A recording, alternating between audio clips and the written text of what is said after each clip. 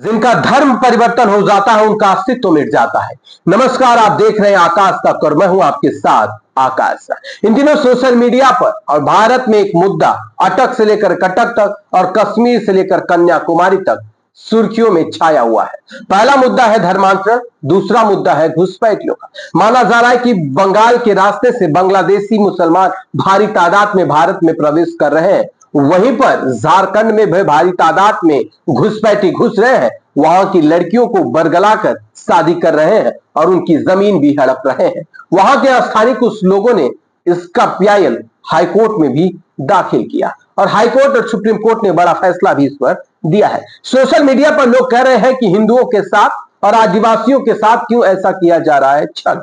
कई ऐसे राज्य हैं जहां पर धर्मांतरण तेजी पर चल रहा है। सोशल मीडिया पर लोग राहुल गांधी से भी कह रहे हैं कि आप धर्मांतरण जैसे मुद्दे पर आप कब बात करेंगे। आप भारत में जो बाहरी लोग घुसपैठी बन करके आ रहे हैं, वह शरण ले रहे हैं, उनके खिलाफ आप सदन में आवाज कब उठाएंगे। लोग यह कह रहे हैं कि राहुल गांधी जी विपक्ष के बड़े नेता के तौर पर है और भारत के लोगों को एक उम्मीद उनसे भी मिल रही है। तो क्या राहुल गांधी इन मुद्दों पर उठाएंगे? क्योंकि देखा जाए तो भारत के कोने कोने में घुसपैठी धीरे धीरे अपनी फैट बना रहे हैं। कभी फर्जी दस्तावेज तैयार करके तो कभी फर्जी हिंदुओं के नाम से आईडी बना करके। ये सोशल मीडिया पर सारी चीजें आजकल खूब चल रही हैं। इसकी सच्चाई क्या है और इसमें कितना तथ्य सत्य है, इसकी पुष्टि तो वही करेंगे जो सोशल मीडिया पर वीडियो बना रहे हैं। लेकिन सूत्रों से मिली जानकारी के अनुसार सोशल मीडिया प्लेटफॉर्म से मिले हुए सारे दस्तावेज और जो कुछ भी दिखाया जा रहा है उस आधार पर हम अपनी बात को रख रहे हैं। क्या भारत में अब घुसपैठी करेंगे राज्य? क्या भारत में हो रही है तैयारी भारी तादाद में घुसपैठियों को घुसा जाए? उत्तर प्रदेश में भी एक मामला इसी तरह का आया है, जहां भारी तादाद में रोहिंग्या और बांग्लादेशी मुसलमान आ गए हैं, जहां पर सरकार और सिस्टम ने और अधिकारियों ने जांच शुरू कर दिया है।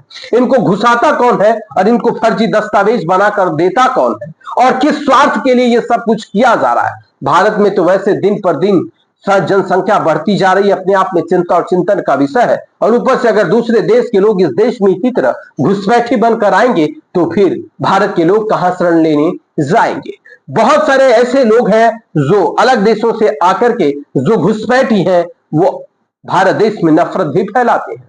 लोग सोशल मीडिया पर इन बातों को कह रहे हैं। अगर आप भारत से हैं तो आपको क्या लगता है कि भविष्य में अगर इस तरह की चीजें होती रही तो ये देश के लिए सही है या फिर गलत है? खैर, कुछ लोग राजनीतिक लाभ लेने के लिए इसको भी मुद्दा बनाकर खूब इस पर राजनीति तो करते हैं और अपने वोट बैंक को बढ़ाने के लिए ये सारी चीजों का सलाखों के पीछे कहीं ना कहीं फायदा भी लेते हैं। ऐसा आरोप बंगाल में भी लगा है और ऐसा आरोप अब झारखंड में भी लग रहा है।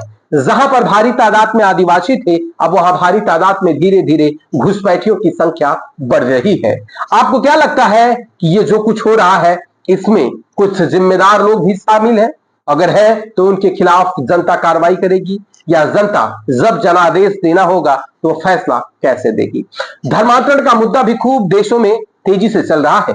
धर्मांतरण क्यों कराया जा रहा है, इसका मुख्य कारण क्या है, इस पर भी लोग खूब सवाल सोशल मीडिया पर कर रहे हैं। अगर धर्मांतरण होता रहा इससे देश को फायदा या नुकसान? अगर आप सोशल मीडिया प्लेटफॉर्म से जुड़े हुए हैं तो आकाश तक पर कमेंट करके आप अपनी राय जरूर दीजिएगा। और लोग कह रहे हैं कि इस देश में सोशल मीडिया पर कह रहे हैं कि हिंदुओं के साथ जब होता है अत्याचार तो अच्छे अच्छे चुप हो जाते हैं, बोलते तक नहीं है, लेकिन अगर किसी अन्य व्यक्ति के साथ हो तो तमाम चीजों की दुहाई देना शुरू कर देते हैं। क्या हिंदू अपने ही देश में डर कर रहता है? क्या हिंदू अपने ही देश में अपने आप को असुरक्षित समझता है? क्या हिंदू अपने ही देश में वह सारी चीजें नहीं कर पाता है जो वह करना चाहता है? क्या हिंदुओं के भावनाओं को और हिंदू देवी देवताओं के ऊपर तमाम सवाल खड़े किए जाते हैं, उन्हें पाखंडी जैसे शब्द से नवाजा भी जाता है? बहुत बार तो इसमें हिंदू भी शामिल होते हैं। लेकिन जो लोग इस बात को कहते हैं क्या वास्तव में वह लोग ईश्वर, अल्लाह या फिर जिनको मानते हैं उन्हें वह जानते नहीं है, या फिर वो लोग नास्तिक हैं?